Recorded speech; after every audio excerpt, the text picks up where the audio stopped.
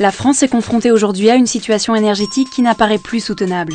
L'énergie est un facteur déterminant pour la compétitivité de l'économie française et en particulier de son industrie. La transition énergétique répond à deux défis majeurs au niveau planétaire. Le changement climatique et la raréfaction inévitable avec ses conséquences sur les prix des ressources en pétrole puis en gaz. Au niveau national, 70% de nos besoins en énergie sont couverts par des énergies fossiles importées.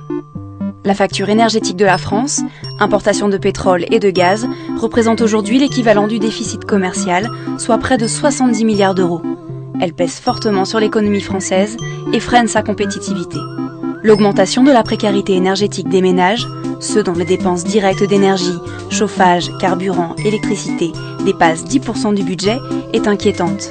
La transition énergétique peut être perçue comme une contrainte, mais elle peut et doit être une chance en matière de sécurité énergétique, de relance économique, de justice sociale et de progrès environnemental. Deux orientations se dégagent pour répondre aux différents enjeux. La première consiste à agir sur la demande d'énergie. L'idée est de parvenir à utiliser moins d'énergie tout en maintenant notre confort pour en tirer des bénéfices sur le climat comme sur notre facture énergétique.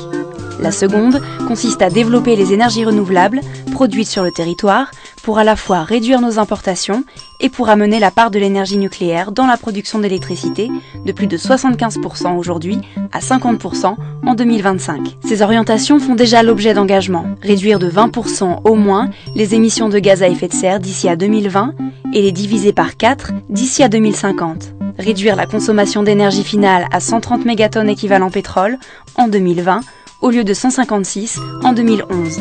Porter la part des énergies renouvelables à 23% de notre consommation d'énergie d'ici à 2020. La France n'apparaît pas sur la voie d'atteindre ces objectifs qu'elle s'est fixés à moyen et long terme. Elle doit renforcer son action. Le système énergétique ne peut être bouleversé du jour au lendemain. Il faut tenir compte des cycles d'investissement dans les grandes infrastructures.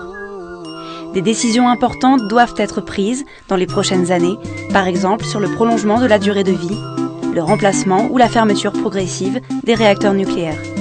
Des objectifs clairs à long terme sont indispensables pour orienter de façon pertinente les investissements courants dans l'entretien et le renouvellement des infrastructures de transport et des bâtiments existants.